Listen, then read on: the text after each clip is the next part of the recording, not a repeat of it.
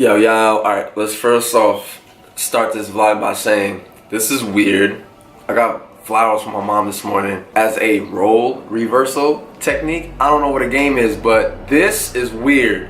And I'm not a person where my love language is in gifts.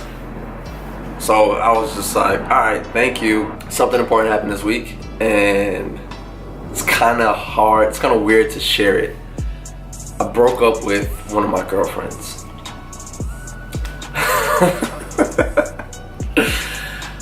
She wasn't treating me right. I met somebody who was treating me better, so I had to make that switch. I wasn't being appreciated. I wasn't being cared for, looked after. My interest was no longer number one to them. I'm just kidding, it's not a girlfriend. I left New York Sports Club, I'm going to a different gym. I was doing 2 gyms at once, and it was getting too much. I couldn't give my time and attention at both. I couldn't be 100% at both spots because I was getting very little sleep to go work at Sports Club in the morning, and then drained to go to the second spot in the evening. And before that, you know, I would work out with friends, or I would do my own kind of workouts. It was just too much. So there's something to be said about, if I can give you a good 4 or 5 hours at 100% versus I can give you 10 to 12 hours at 30 to 40%, I can give you better quality if I have more sleep and if I'm more well rested. So I've decided that taking my talents, midtown and uptown, if you're not happy doing something that you like doing, it's not gonna last long term. That's a recipe for disaster. If you're doing a diet that you don't enjoy, that leaves you hungry most of the time, it's not a good diet. You need to adjust. If you're with somebody, and today's Valentine's Day, I haven't had a Valentine. Anyway, so if you're with somebody that is always nitpicking, nagging, negative, and not helping you progress and not helping you be a better person, leave that relationship. It's not good for you. If it's something that you get, short term is different. It's always the battle between what you like now versus what can you see yourself doing for a long, long time.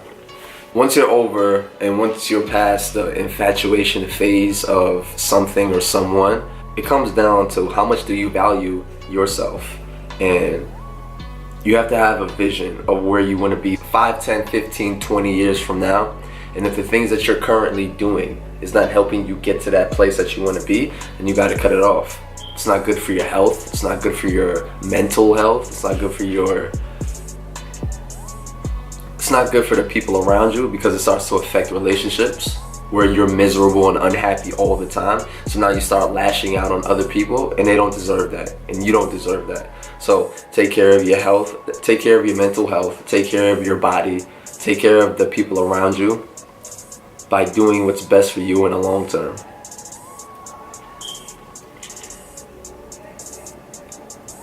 I really need to write these thoughts down, because I had something, it was supposed to be more monumental than this and like more, this sucks. Anyway, vlog 50, this is 50 videos, fam.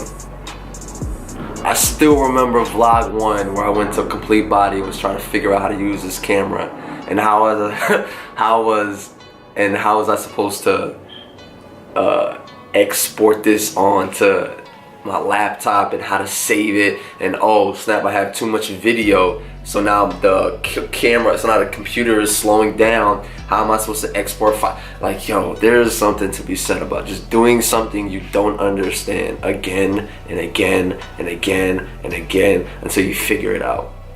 So life is repetitions.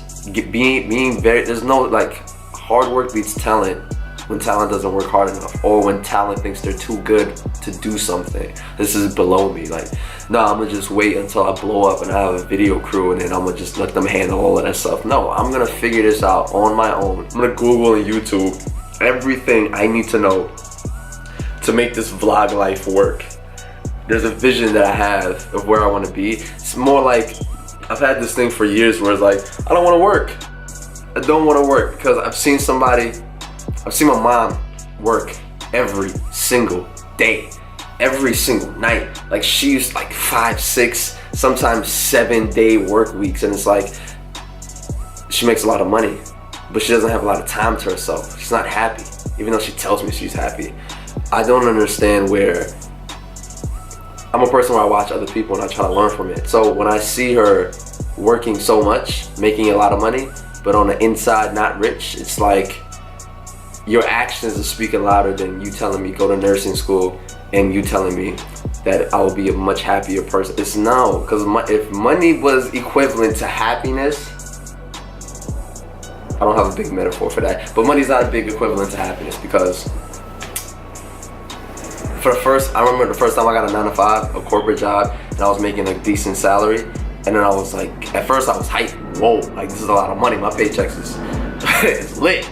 But after a while, it doesn't take long for something that you do to become mundane and uninteresting. And then it's what's next, what's next, what's next. So I think that when you have a job where there is no what's next, there's nothing you can do creatively, because there's a system, there's a formula, you follow that plan, making somebody else rich, while they're depriving you of happiness on the inside, but they're giving you a paycheck. Like, what they're doing is leasing your life. And if that money is good enough, you'll be like, thank you, sir, thank you, sir, thank you, sir. Like, no, at some point it's gotta be more than just the money, because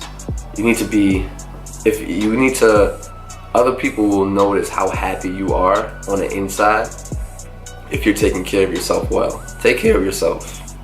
You're number one. You should always be the main priority before anybody else. And if a person doesn't make you feel like you're number one to them, bye, Felicia. All right, I'm out. Keep dreaming, keep believing, keep working, be somebody. Let's get it.